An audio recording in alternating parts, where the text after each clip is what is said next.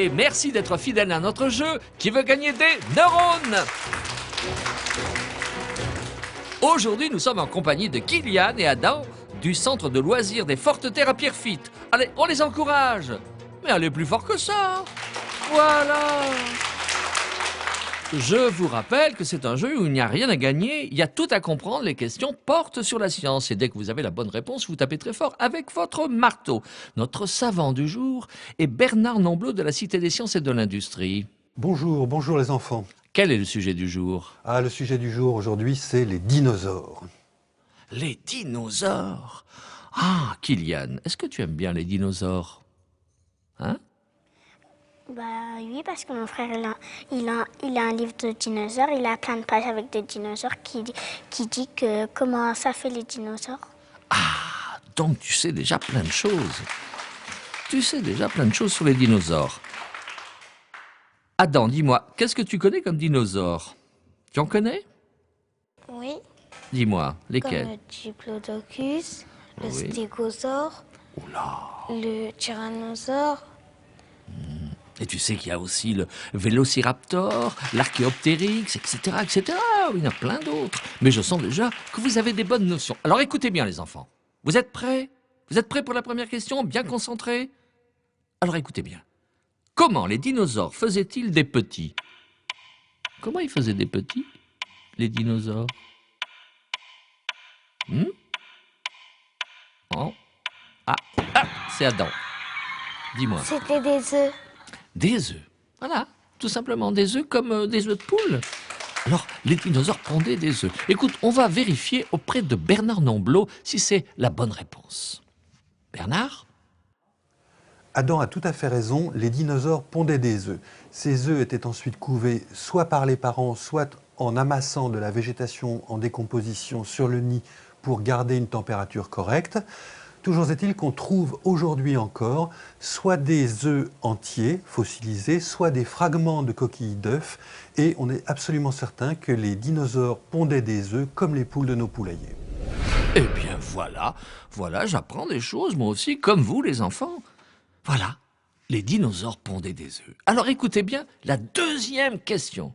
Vous êtes prêts les enfants? Tu es prêt Kylian? Tu es prêt Adam? Écoutez bien. Les dinosaures ont-ils laissé des descendants? Est-ce qu'ils ont laissé des descendants, les dinosaures? Kylian, vas-y. À cause de certains animaux. Mais quels animaux? Bah, les oiseaux, Les oiseaux. les lapins, Les lapins? les dinosaures Non, mais il n'y en a plus des dinosaures, Kylian. Il n'y en a plus. et des tigres. Des quoi? Tigres. Oh, tu es sûr de toi? On va demander à Bernard Nomblot si tu as donné la bonne réponse sur les descendants des dinosaures. Bernard? Tu as partiellement raison. Tigres et lapins ne descendent pas des dinosaures, mais des mammifères primitifs qui existaient en même temps que les dinosaures.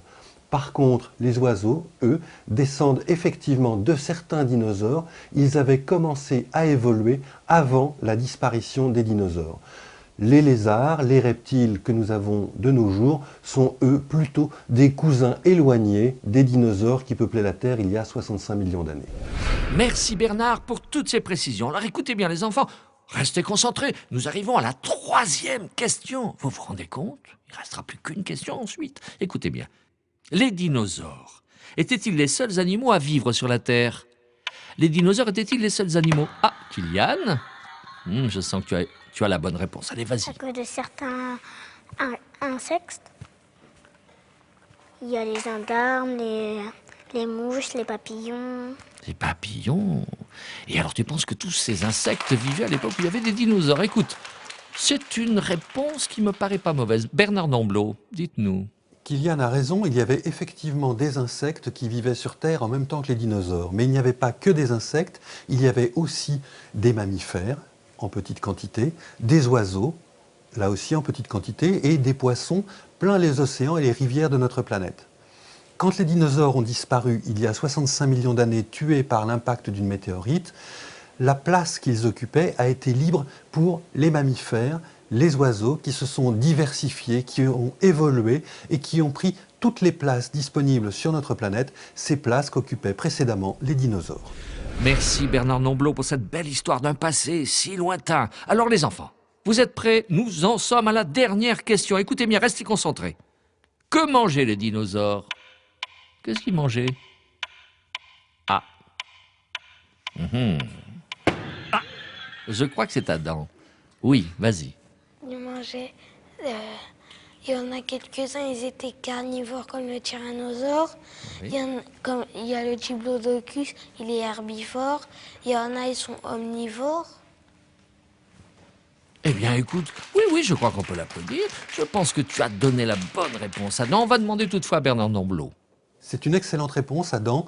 Pour autant que l'on sache, des dinosaures, il y en avait plusieurs sortes qui mangeaient certains des végétaux et d'autres de la viande. La preuve, c'est qu'on a retrouvé des crottes de dinosaures fossiles, ce qu'on appelle des coprolites, et en analysant la composition de ces crottes, on s'est rendu compte qu'il y avait effectivement des dinosaures herbivores, d'autres qui mangeaient un petit peu de tout, et d'autres encore qui ne mangeaient que de la viande. Eh bien, vous vous rendez compte, les enfants, en analysant des crottes de dinosaures, on sait ce qu'ils ont mangé il y a 65 millions d'années. Oh. Écoutez, c'est ainsi que se termine notre jeu où il n'y a ni gagnant, ni perdant. Alors bravo à Adam et Kylian, et merci à Bernard Nomblot de la Cité des Sciences. Merci à vous de votre participation, je suis toujours étonné par l'étendue de vos connaissances. Merci, et nous sommes bien amusés, n'est-ce pas les enfants? Merci au centre de loisirs de Forte-Terre à Pierrefitte, à ses animateurs, et à la prochaine fois.